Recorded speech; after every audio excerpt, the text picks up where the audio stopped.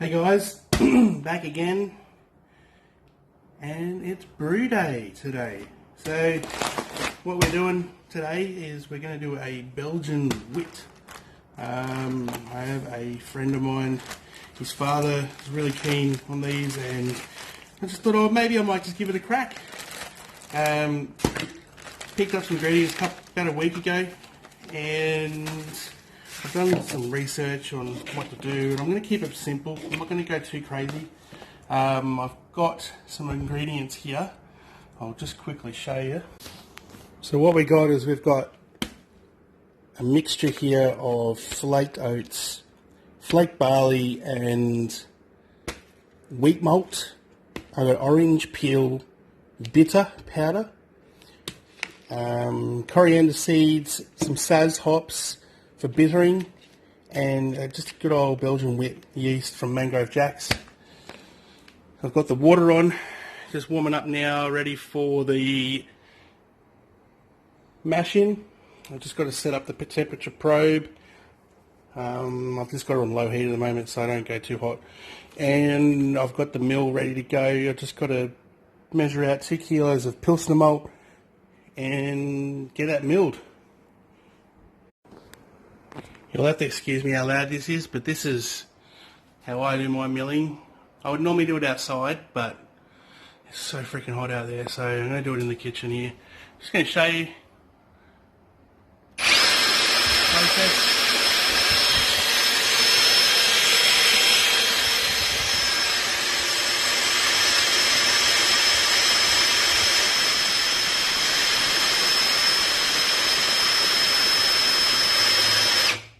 As you can see,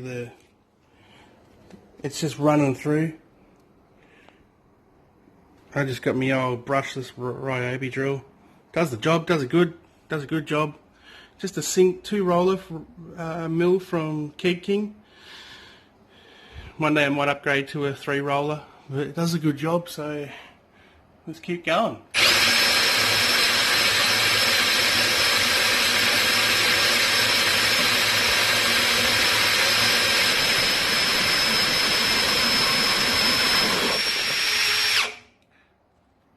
And that's it.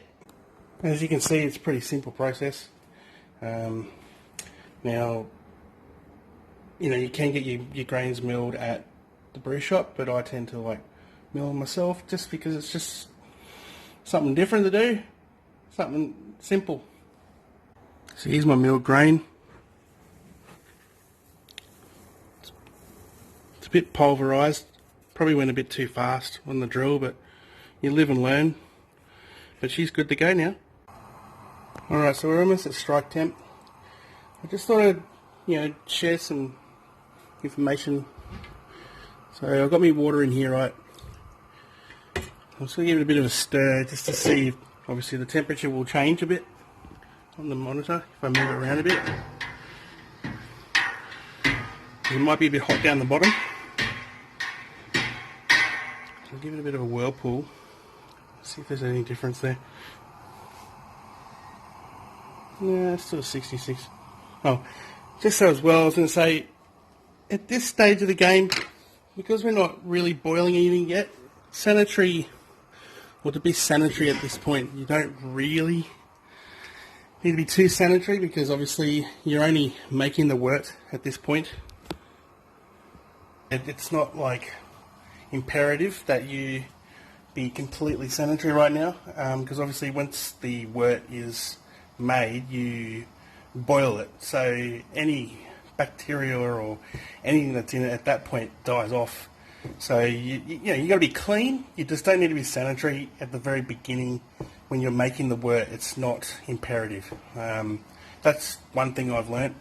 I was always a bit too overcautious. It's not a bad thing to be overcautious, but I mean, at the beginning of the stage, just be clean, and then when it comes to cubing up, so you're ready for the next day, or if you're chilling down, that's when you need to be sanitary, because obviously that's when some nasties can get in the beer and ruin your beer. All right, so we're all mashing in now. You can see I've done my usual trick, blanket up. A few more blankets on it today.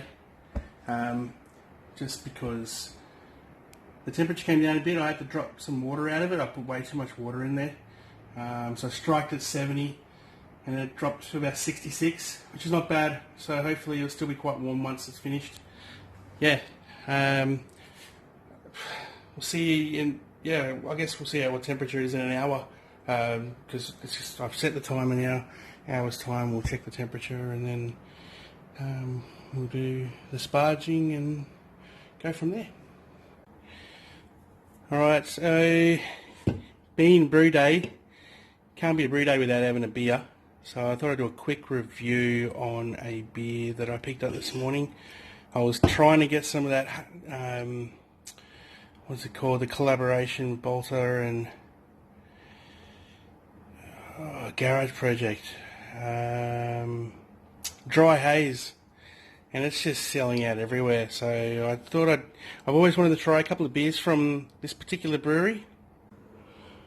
The brewery's Dainton, I think that's how you pronounce it, Dainton Brewery. They're situated in, pretty sure, Victoria. What does it say? Yeah, Carrum Downs, Victoria. So, yeah, I'm going to give you guys a crack. I had a look at the best before date and the package date, and I noticed that it was September, and I didn't notice that till after I bought it, so it packed in September, so hopefully it still tastes pretty good. Definitely has that Napier kind of colour, but there's no, the light's not really helping there. But yeah, that Napier kind of orange juicy hazy colour. This one's a single hop Napier. The experiment in Hort 434 hops. You'll get a tropical stone fruit citrus notes. Just don't look at the can when you open it. Don't look. Oh, it's too late. I've looked. Let's give it a crack, eh? Let's see what it tastes. It's definitely got that Napier strong tropical aroma. I'm not sure what I'm picking up there. It's not Citra.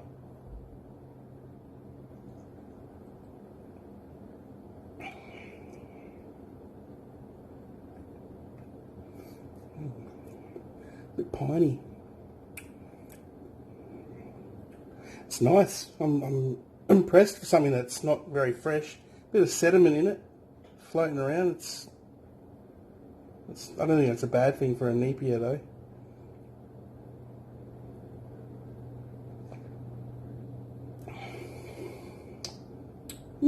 It's pretty good. I've had better Napiers, but it's not really, like, normally I would consider a Napier a bit cloudier than that, but this is only a single IPA, so maybe that's why. Yeah, it's keeping the head though. It's pretty nice, considering I put these glasses in the dishwasher. That's pretty damn good. It's not overcarbonated. It's not...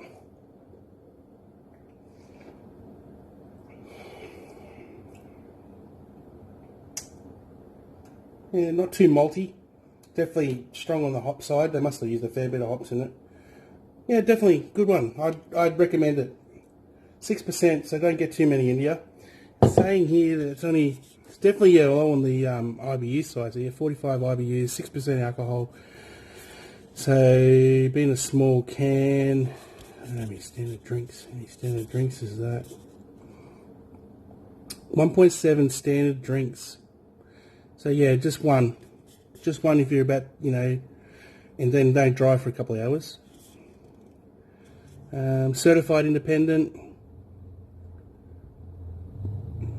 I'm pretty sure a lot of their beers are all experimental as well. I actually got another one from them, so maybe after this hour I might crack that one too and we can do a review on that one. It's a brewed IPA, and from what I'm experiencing with brewed IPAs, I really like them. I think it's a really good additive, like that extra bit of champagne-y kind of flavour to the IPA just takes it to that next level. There's so many hazies and IPAs that everyone's making them at the moment. It's just gone mental. in the beer, homebrew and craft beer industry. They're just gone spastic.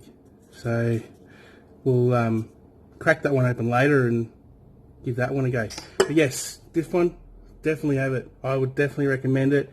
Maybe I might see if I can get myself a fresher one and do another review on it. But yeah, try this one out. So that's Dayton Brewery and Tap House in Victoria.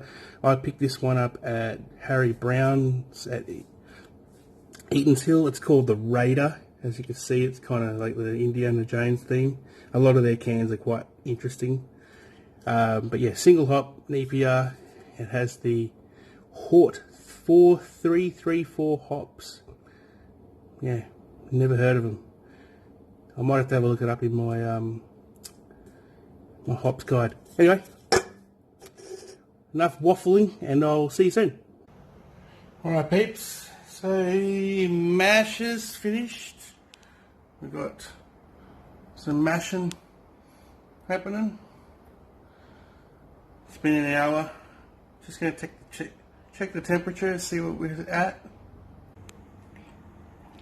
So we're still sitting above 60, which is good. I'm happy with that. Looking tasty, smells fantastic. Look what I only lost, like, God, I don't think we've lost any temperature. Goes to show you that, you know, just a couple of blankets and some on top of it, you don't really need much to, you know, do your mashing. That's good. 65, it was 65 before I put the lid on, so it must have been a bit higher than 65 when I put the lid on. Alright, sparging time. I've divvied up my little, or set up my little sparging apparatus. I've lifted the bag a bit higher this time. Just so you know, I use a paint strainer bag from Bunnings. They're quite cheap. I found that the actual proper brew in a bag bags aren't much better than these, and you get 3 of these for less than what you pay for a proper brew in a bag from Kegland. So here's me, some of the wort obviously in there.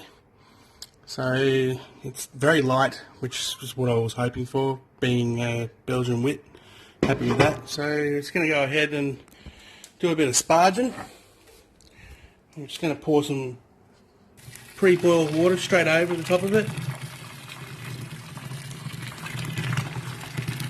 I'm just going to continue this a couple of times until it's seeped through, and we'll try and get as much of that sugar out of that grain as possible. Alright, so here's our sparge wort, whatever you want to call it. Spelt W-O-R-T. Some people call it wort, some people call it wort. As you can see, it's quite a light colour, which is what it should be. It doesn't look that pleasant, but I mean, crap, what's that? A bit of grain, can't focus. Just ground up my coriander, 25 grams of coriander seeds. It smells amazing. Got my orange peel powder. These will go in the last 15 minutes of the boil. So I've got this and this, and then the Saz hops, all 50 grams, will go in at 40 minutes. So it'll boil for 20, then I'll chuck it in. So let's get the boil on. Fire up the flames. We're on. Let's get cracking. Alright guys, so this is the other one from Dayton that I picked up. It's the Sav Brut Sparkling IPA, so a Brut IPA. Lower IBUs, 6.9, so a bit heavier. So 2 standard drinks. Knock it around a bit.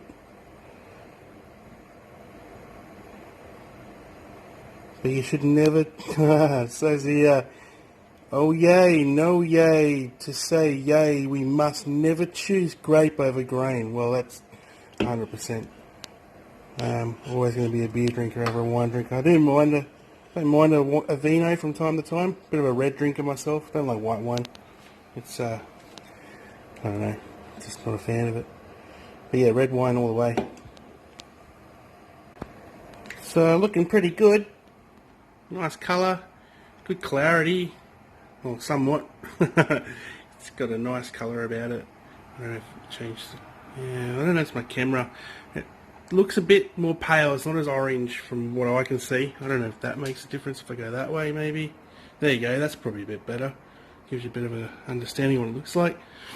Yeah, so, alright, let's give it a taste. Oh, definitely smell, very similar to that Nepia earlier. You know how hard it is to swish in your left hand? Oh my god. You're getting some good aromas there.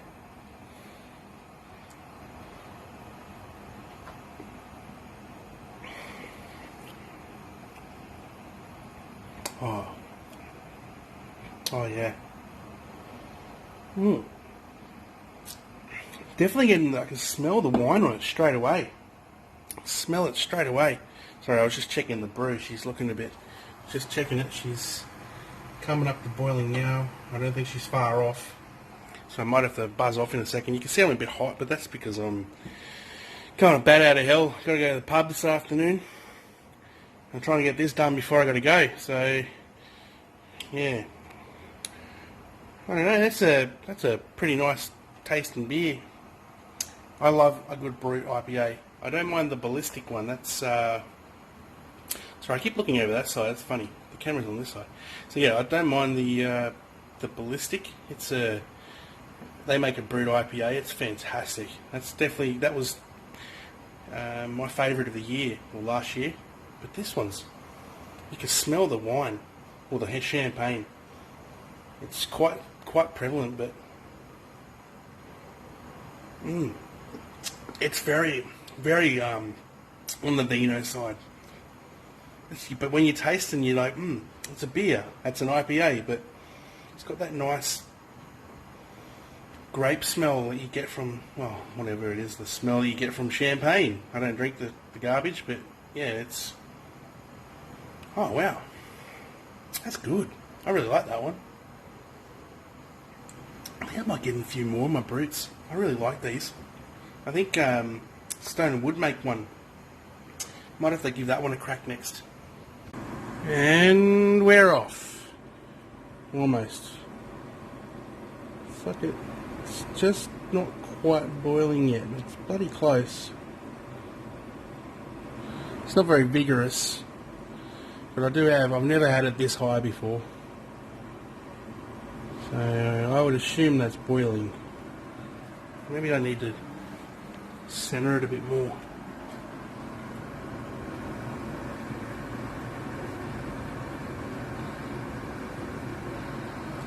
See how that goes.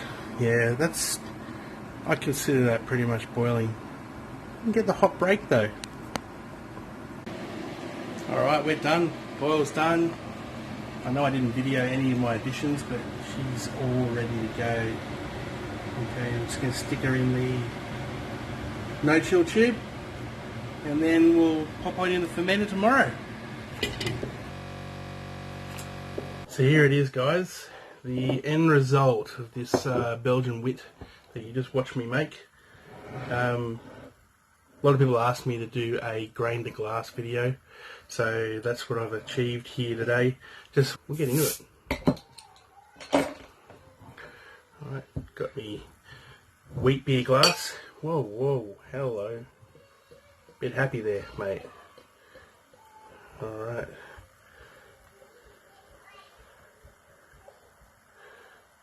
I feel like these were some of the last beers that I poured from the fermenting vessel, so they're a bit happy once I pour them. As you can see, it's that nice wheat beer colour. Cloudy, of course. Nice and cloudy. Can't see shit through it. So yes. Yeah, definitely a wheat beer. You can still smell the orange peel. And I can still smell a few coriander notes there. It's not too strong now. Definitely taste it though. Yeah, I wasn't expecting that to explode like that. Let's clean this mess off the desk. Oh. Alright. So as you can see, I definitely achieved a WitBier. Alright. It's going spastic at the bottom there. Alright, get into it.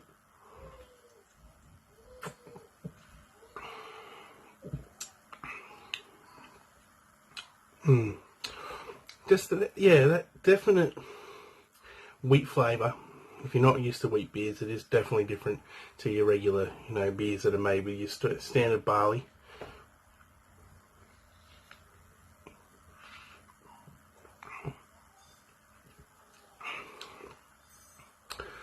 Yeah, still tastes amazing.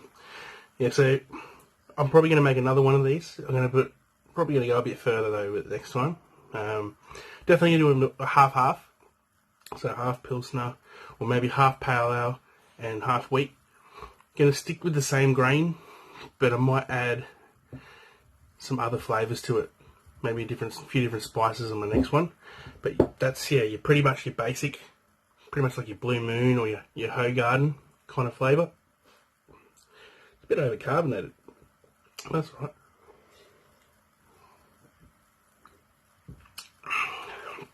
Still tasting amazing. Anyway guys, like and subscribe and hit that bell button down the bottom. So hopefully I'll be able to put some videos out soon. I have another one in the mixed at the moment that I need to put out. Hopefully they'll be up shortly. And obviously with the times that everything's going at the moment, I've been quite busy. But yes, we've all been like that. It's some unsettling times, but we'll get through it. Everyone stay safe, and we'll see you soon.